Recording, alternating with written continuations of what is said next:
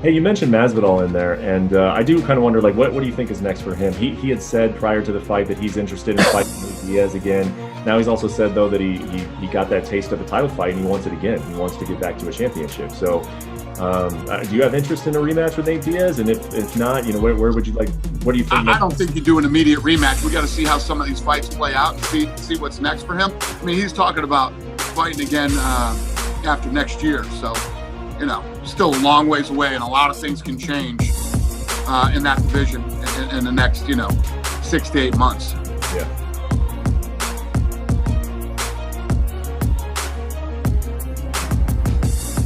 So here we are 2.5 months later. Are you starting to think about returning? Do you want to fight again this year? How do you feel? Absolutely. Sign me up. I'm ready. I'm good to go. I'm ready for, man, like I'm getting rid of my cage that's right here. I'm making more room for just more stuff in here. Just like, I'm making good adjustments, my business and everything, as far as, I'm with Vayner Sports now. I'm not with Belanchi Group anymore, which is nice. I'm with my agent, Lloyd. He's awesome. We're riding together, man, for this whole entire ride. And I'm just anxious for the future, dude. I really am. And they know how hungry and eager I am in the UFC. So I'm just willing to see where this goes, man, and sign me up.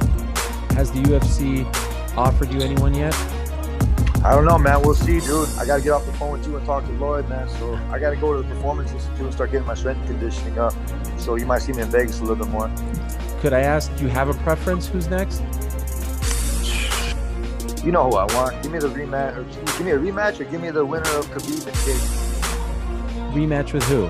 With Gaethje? Yeah. Well, I don't know if you saw, but they announced today that Khabib is fighting Gaethje on October 24th. Well, then why are you asking me who I want? Well, I thought maybe there could be someone Connor, maybe. I don't know. Yeah, no. Obviously, you know the fights that make sense.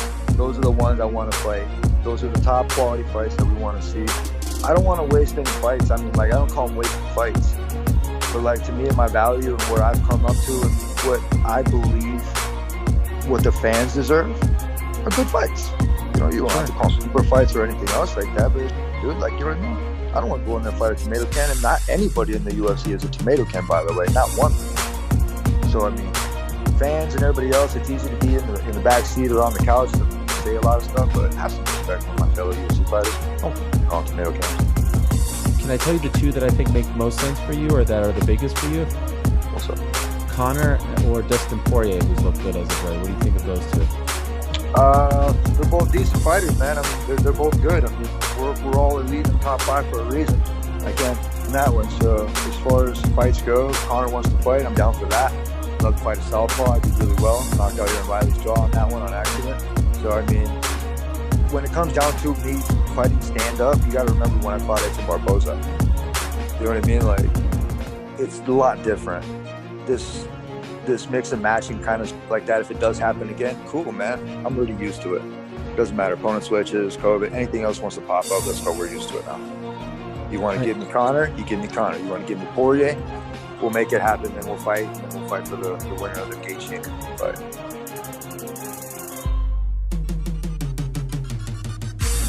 I spoke to Dana White yesterday, and I asked him who is going to be the next challenger at flyweight at 125 pounds for Davison Figueiredo, and he said that he was working on it. That he said something to the effect that he basically had it done, but then he wouldn't tell me who it was.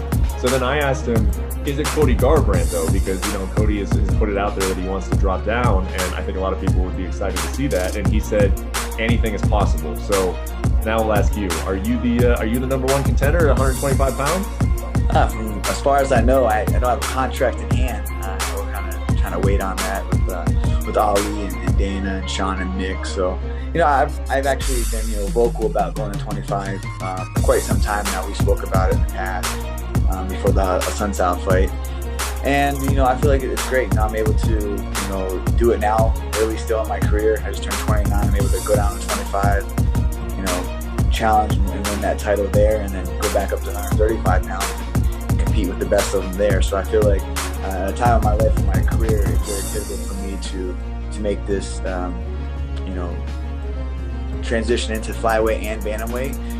I don't think a lot of the flyweight guys can come up to the bantamweight and compete at the elite level that I am. So I'm very blessed I'm able to do that, and yeah, hopefully I get this shot against Figueroa, whatever his name is. Great guy. I think that he's a tough competitor. I just think I'm just way more skillful than him, and excited for the challenge at Task. And hopefully we'll get it done, and I can get in the octagon before this year's up again. So just to be clear, you don't know. You don't know if you're the number one contender, or what kind of conversations have taken place? Are you just kind of hoping and waiting for a call? I talked to Dana when he was in Fight Island. He said that he'll work on it, and as we're speaking with Ali, my coach Mark Henry, my coaches out here in Sacramento, so that's kind of the plan. Right now, I just got done working out 145 pounds, so 20 pounds over. That's very doable. I don't cut weight to 135 pounds.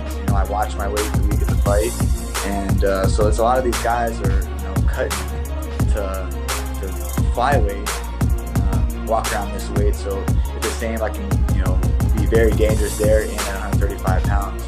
Like I said, I would love to go and snatch the 125 pound belt and then go up and fight Peter Yan if he's the champion after I got this belt in November.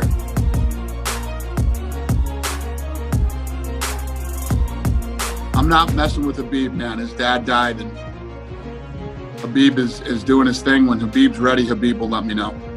Okay. Well, let's leave with this. Ali Abdelaziz, Khabib's manager, has come out in the media, told someone that he thinks he has 2 more fights left. He's 28-0.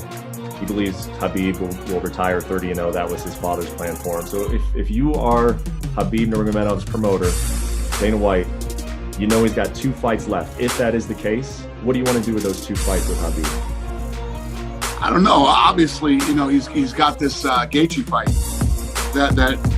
That's a done deal. He's fighting Gaethje next, and then I don't know who his last fight would be to make him 30. So I don't know. No clue. Even as a fan. No, no clue. Listen. At the end of the day, the Conor McGregor fight. I know Conor has always wanted that fight since the last one. That's the fight to make. I don't know. Well, have to see how it all plays out. But the Gaethje fight is absolutely, positively the next fight. Which is a close fight, and Khabib is certainly that's a real challenge in front of him. If he were to win that, and he were to come to you and say, "I want the final fight of my career to be against George St. Pierre," would you entertain that? Sure. Yeah, it's the last fight of his career. The guy's been great. He's been great to the company. He's been great for the sport. Yeah, I like Khabib a lot. I would do anything Khabib wanted to do.